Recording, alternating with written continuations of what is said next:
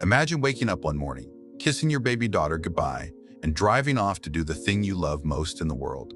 You never come home. Your boat is found. Your truck is found. Your gear is found. But you are gone. And the two people who cry the hardest at your memorial, the two people who hold each other and weep in front of everyone, they are the ones who killed you. This is the story of Mike Williams, a man who did everything right, worked harder than anyone around him, loved his wife more than she deserved, trusted his best friend with his life. And that trust, that blind, loyal trust, is exactly what got him killed.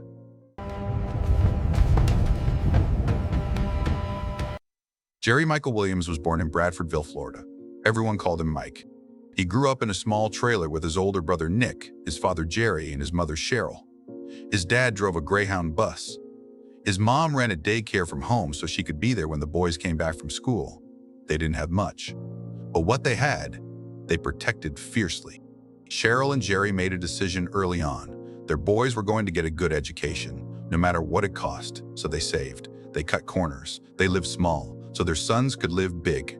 They sent both boys to North Florida Christian School, a private school, the kind of place where you work hard and people notice. Mike noticed, and Mike worked. He ran everywhere. His mother always said that. Mike never walked anywhere. He was always running, always eager, always the first one there and the last one to leave. He was student council president, captain of the football team, the kind of kid that teachers remembered years later. But here is what people remembered most about Mike Williams. He was just genuinely good. Not performing good, not good because someone was watching, just good. His friends said if anyone was picking on you, Mike stepped in. Didn't matter if it was his fight or not, he made it his fight.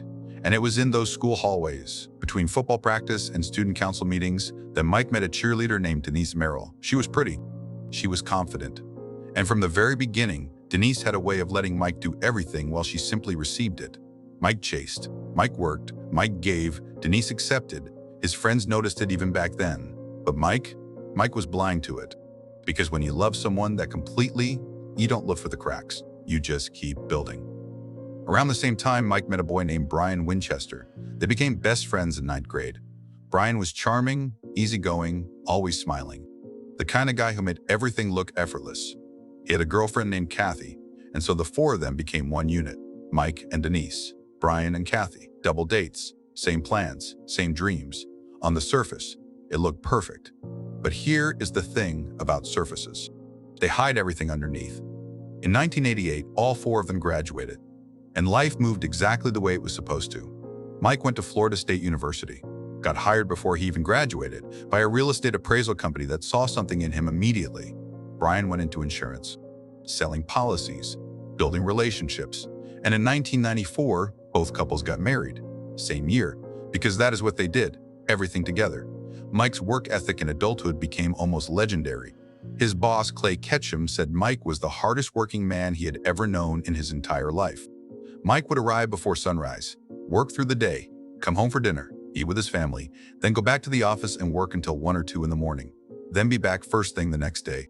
Clay eventually had to physically take the building keys away from him because Mike would show up on weekends when the office was supposed to be closed. By 1999, Mike Williams was making $200,000 a year. He was 30 years old. He had no idea he had exactly 1 year left to live. In 1999, Denise gave birth to their daughter. They named her Ansley. A local TV crew happened to be at the hospital that day, and Mike, this strong, driven, unstoppable man, stood in front of that camera completely overwhelmed. I have a whole new respect for my wife, and for women in general, and what they go through to bring new life into the world. He adored that little girl from the first second he saw her. Everything he did, every 15-hour day, every weekend at the office, it was for her. When Mike's father passed away not long after Ansley was born, Mike held on even tighter. He told his mother he wanted Ansley to have a sibling. He told Denise, let's try for another baby. He told his friends, I want a big family. He still called his mother every few days. And when Denise called him at the office to say she needed gas, Mike would stop everything, drive to wherever she was, pump her gas, and drive back. His friends laughed about it. They said, we all wanted to be married to Mike. But here is what nobody was laughing about. Money was quietly disappearing from their bank accounts. Small amounts at first, then bigger ones, Mike noticed. He sat down with the one person he trusted more than anyone else in his life. He sat down with Brian Winchester. He told Brian everything. The missing money, his confusion, his fear that something was wrong with Denise. Brian listened carefully. He looked Mike in the eye. He put a hand on Mike's shoulder. He told him not to worry. And Mike, trusting, loyal, completely devoted Mike, felt better after that conversation. He had no idea the money wasn't going to drugs.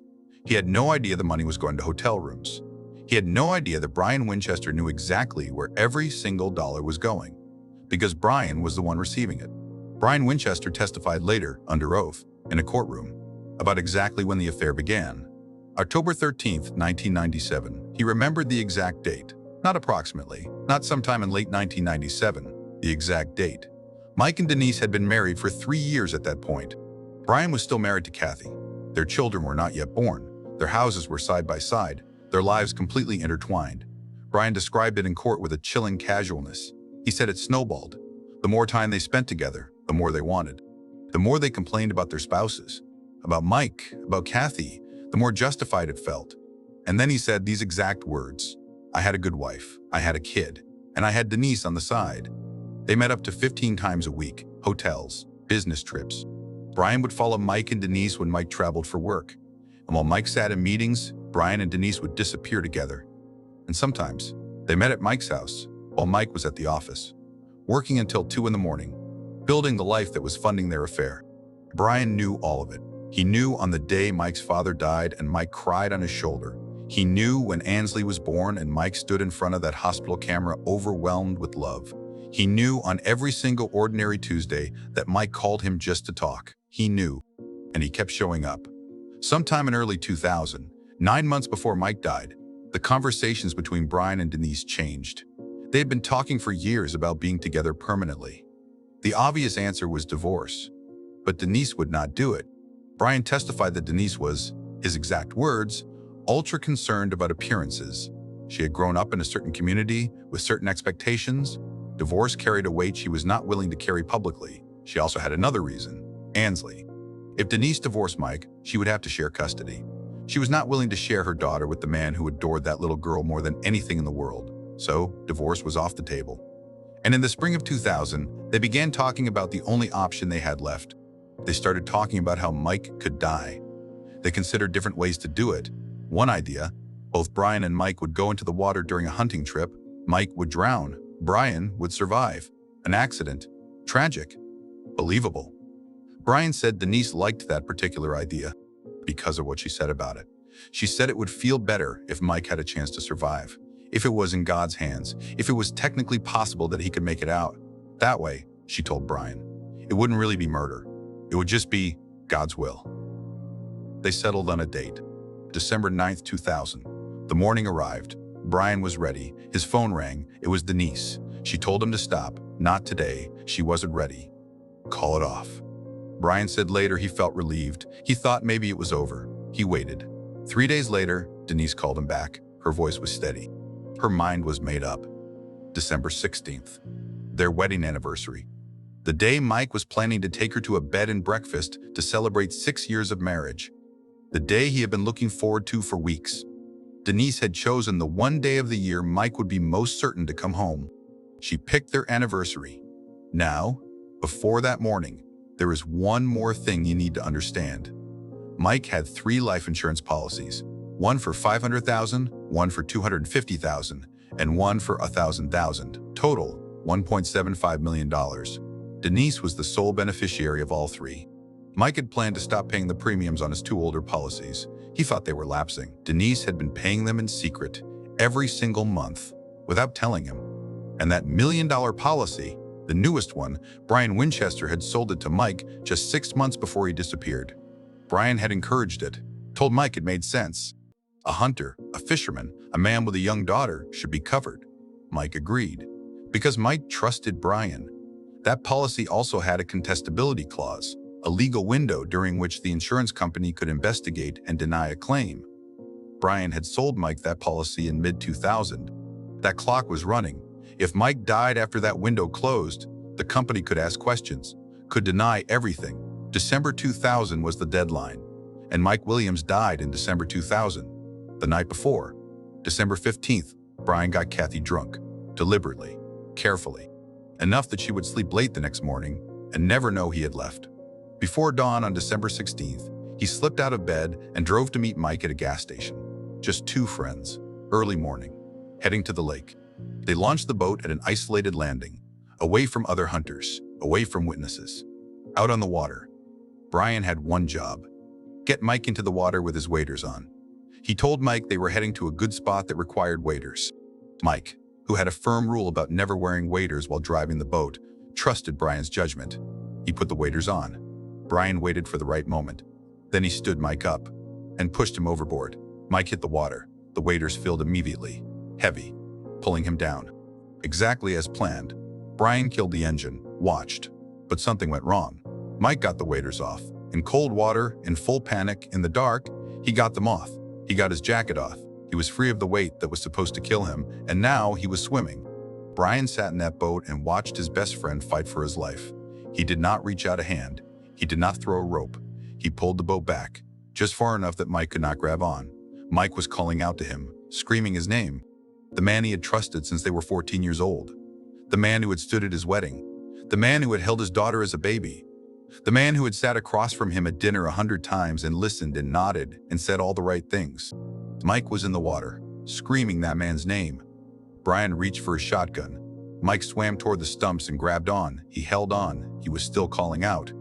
Brian brought the boat around slowly. As he passed that stump, Mike still holding on, still in the water, still alive, Brian raised his shotgun and shot Mike Williams in the head, point-blank range. The water went quiet.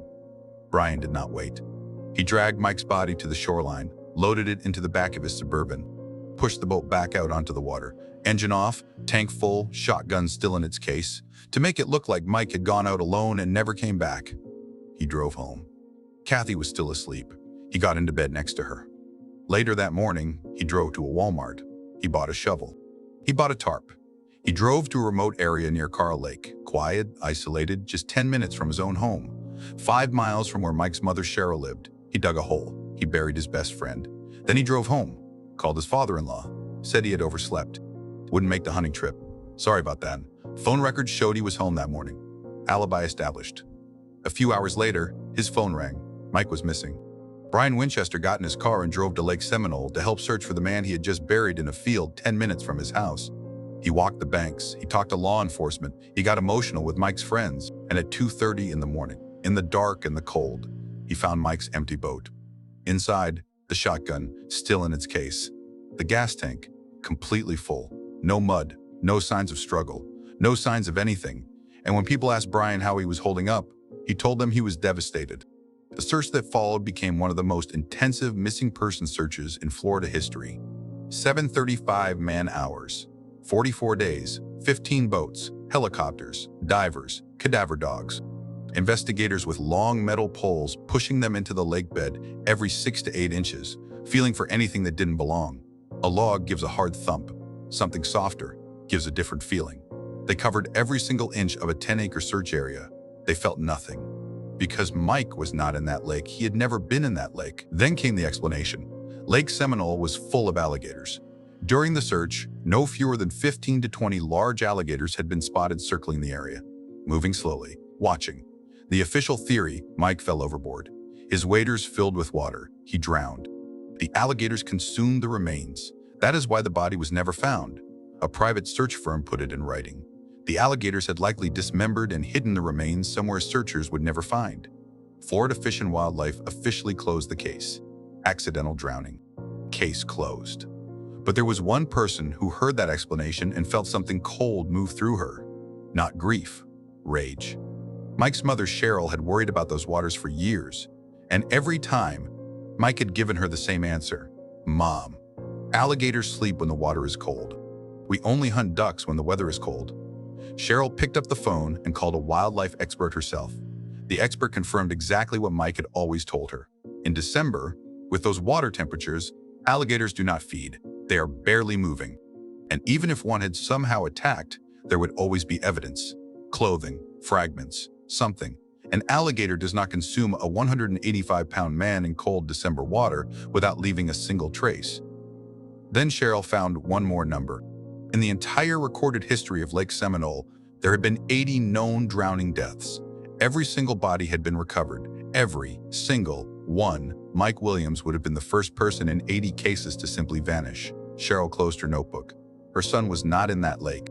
And someone who had been standing right next to her, crying at the memorial, holding her hand, knew exactly where he was. 6 months after Mike disappeared, a pair of waders appeared floating in the lake. Clean, no slime, no damage, no deterioration. Inside the jacket found 2 days later, Mike's hunting license, still readable. A flashlight, still working, after 6 months underwater. And not a single poke hole in that clothing, from the searchers who had covered that exact area every 6 to 8 inches for 44 straight days. Those waders had not been in that lake for 6 months. Someone had put them there. And Denise's court hearing, where she needed proof of death to collect the insurance money, was less than 1 month away. Denise filed her petition. A judge agreed. 6 months after Mike disappeared, he was officially declared dead. Accidental drowning, 5 years became 6 months. She collected nearly $2 million. Then, Brian Winchester pulled up alongside Cheryl in his truck one day. He mentioned the death certificate, how quickly it had all come through. And then he looked at Cheryl, the mother of the man he had murdered, and said, "Well, I guess you're surprised they declared Michael dead so quickly." Cheryl looked back at him. "Not the way that evidence just popped up out of nowhere." Brian smiled. "Miss Williams, that was a gift from God." Cheryl held his gaze. "Brian, I have had gifts from God before. Those waders were planted." Brian drove away. Then Denise came to Cheryl directly and told her, "If you keep pushing for an investigation, you will never see your granddaughter again." Ansley, 19 months old, the only living piece of Mike that Cheryl had left. Cheryl sat with that threat. Then she made her choice. She chose Mike. She took the energy she would have spent loving that child, and she used it to find her daddy. But here is what made this case almost impossible to break for the next 17 years. In 2005, Brian Winchester divorced Kathy and married Denise. They moved into the house Mike had built, the house Mike had paid for, the house where Mike's daughter was growing up, being raised by the two people who had planned her father's death. And under Florida law, as long as they stayed married, neither one could be forced to testify against the other. They had planned for everything: the insurance, the planted evidence, the alibi, the marriage, everything, except one thing. They had not planned for what happens when a marriage falls apart. And in 2012, it started falling apart. Brian and Denise had been separated since 2012. 4 years of trying to patch things together. 4 years of therapy and phone calls and promises that went nowhere. Brian desperate to save what they had, Denise pulling further away. By 2016, the divorce was almost final. And Brian Winchester, the man who had kept his composure through a murder and a burial and 16 years of Sunday dinners with people who trusted him, was coming apart at the seams. His mother had just been diagnosed with terminal cancer. His teenage son had chosen to go live with Kathy instead of him. Everything he had built, the life he had murdered his best friend to have, was gone, and Denise would not return his calls. August 5th, 2016. Denise walked out of her house, got into her car, and started driving to work. Ordinary morning, ordinary routine. Then something moved in the back seat. She turned. Brian Winchester climbed over the seat toward her, a semi-automatic pistol in his hand, pressing it into her ribs before she could speak. He told her to drive. She drove straight. He told her to turn. She kept going straight. She pulled into the parking lot of a CVS pharmacy. Large, public, security cameras covering every angle, people coming and going in broad daylight. She stopped the car. She told Brian, "This is the only place I will talk to you." Brian could not do anything there, not on camera, not with witnesses, not in a public parking lot in broad daylight. So they sat. For 45 minutes, gun still in his hand, they talked. Brian was crying, saying he had lost everything, that he did not want to hurt her, that he wanted the divorce called off, that he wanted his life back.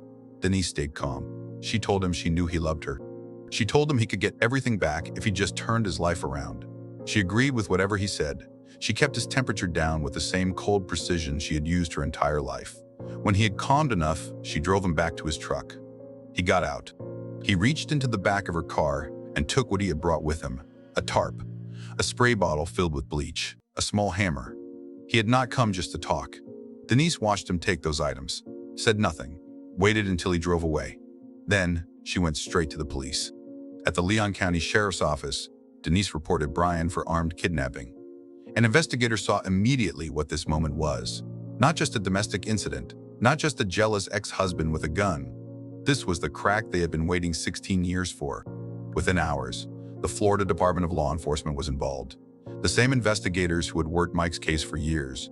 The same people who knew every detail, every inconsistency, every unanswered question from December 16, 2000. They sat Denise down, and for 3 hours, they tried everything. They told her Brian had come to that car with a tarp and bleach and a hammer, and that was not a man coming to talk. They told her he would do it again. They told her the only way she was truly safe was if she told them what she knew. Denise sat across from them, stone-faced, controlled, completely still.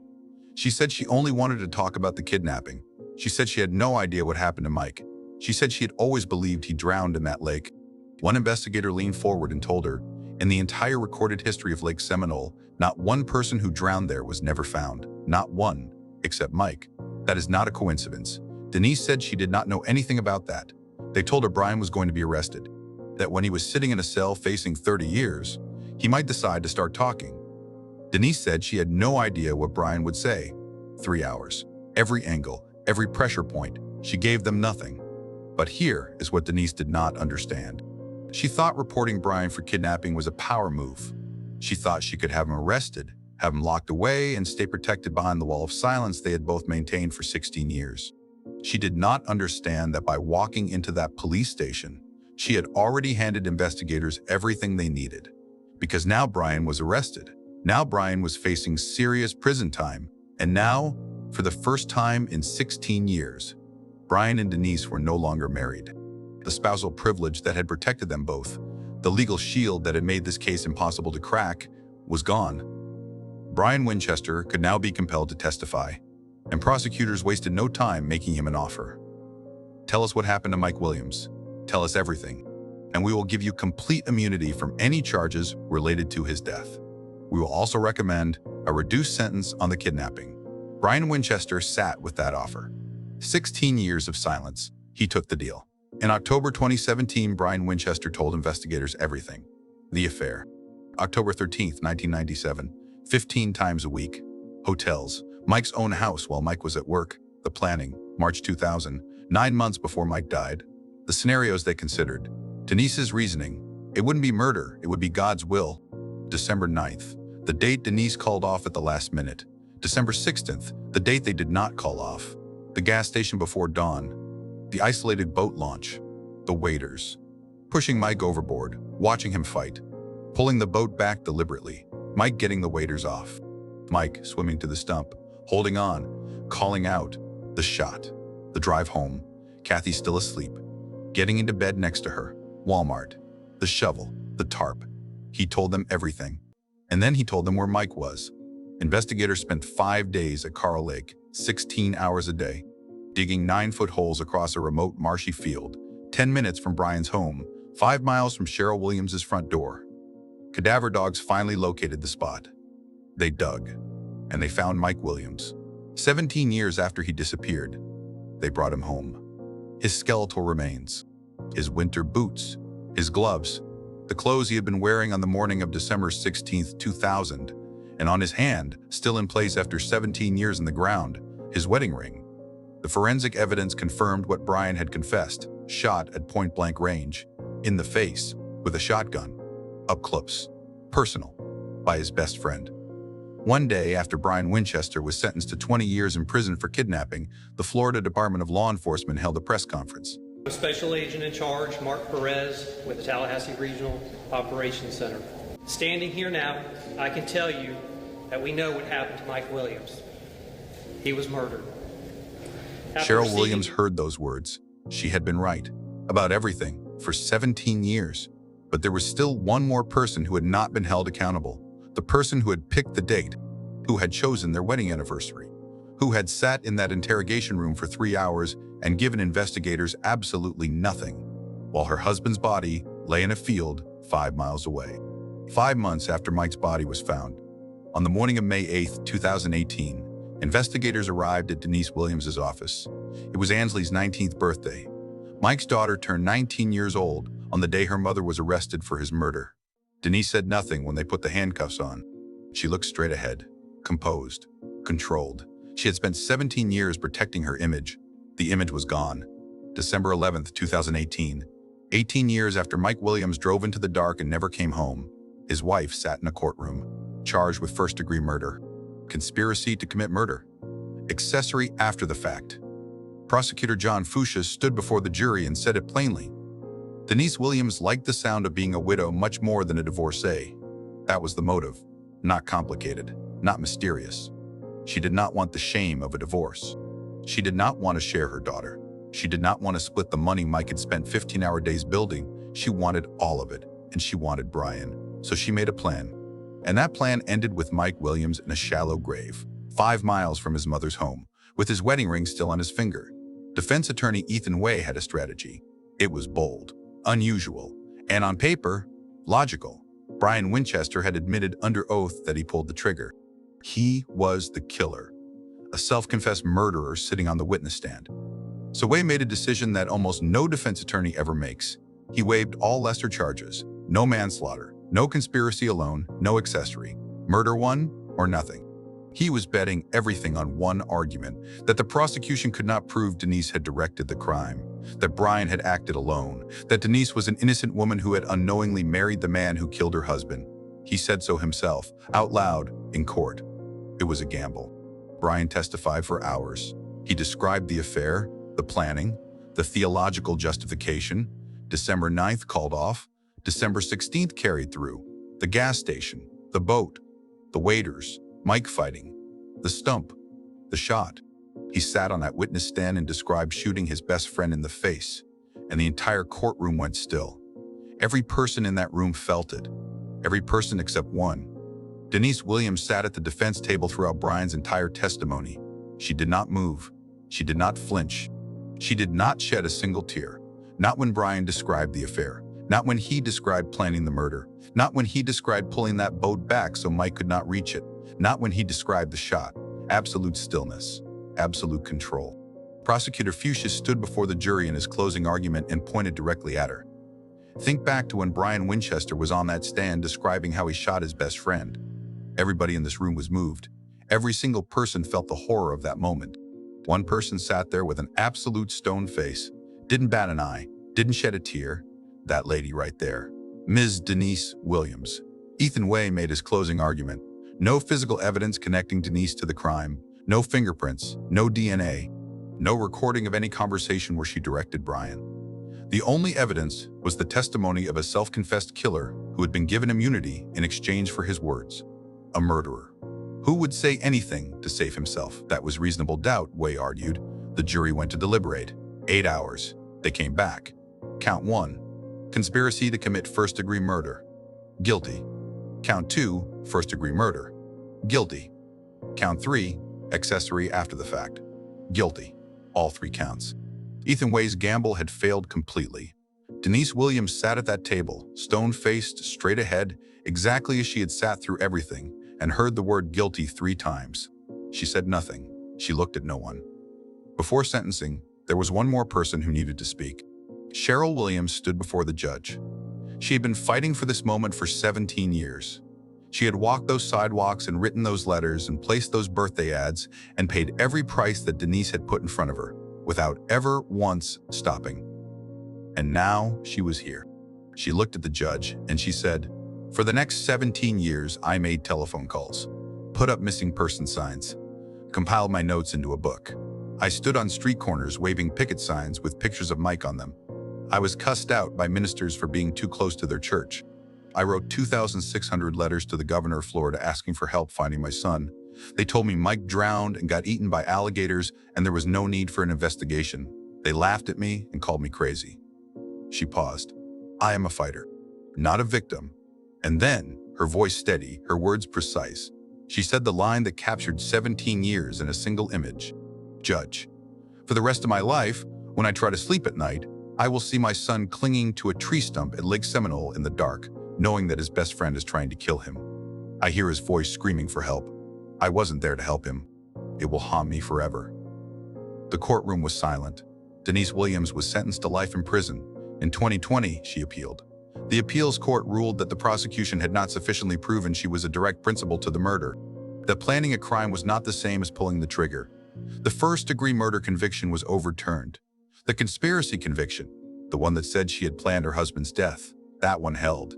She was sentenced to 30 years, with 85% to be served before any possibility of parole. Cheryl Williams heard the news and kept placing the birthday ad. Brian Winchester is serving his 20 years at Wakulla Correctional Institution near Tallahassee. He will be eligible for parole in 2034. He will be 63 years old. Ansley, Mike's daughter, grew up in that house. She was raised by those two people. She knows no other version of her father's death except the one they gave her. She was 19 years old when her mother was arrested. Whatever she believes, she came to those beliefs honestly, inside a lie she did not know was a lie. She stood in court and asked for the minimum sentence for her mother. She believes Denise is innocent. Cheryl still has not seen her granddaughter. Every year, on Ansley's birthday, she takes out a small ad in the newspaper, a photograph of Mike, a few quiet words, no response, but she keeps placing it. Mike Williams was finally given a funeral. Cheryl stood up and said she wanted everyone there, not just Mike's family and friends, everyone. She extended the invitation to the friends and family of Brian Winchester too, because that is who Mike was. That is the unbearable irony at the center of this entire story. Mike Williams did not die because he was careless. He did not die because he made a mistake. He did not die because of anything he did wrong. He died because he was good, because he worked too hard and loved too completely and trusted too fully, because he put the people around him on a pedestal, and one of them used that pedestal to look down at him. Denise Williams is currently serving her sentence at the Florida Women's Reception Center in Ocala, Florida. And Cheryl Williams, the woman who did what God put on her heart to do, the woman who chose Mike when it cost her everything, is still out there. Still placing that birthday ad. Still waiting. Mike Williams deserved the anniversary trip. He deserved the second child he talked about. He deserved to watch Ansley grow up. He deserved to grow old next to people who actually loved him. He got none of that. But he got one thing that the people who killed him never counted on. He got his mother. And his mother, with nothing but 27 pages and a pen and a pain that had nowhere to go except forward, brought him home. Rest in peace, Mike Williams.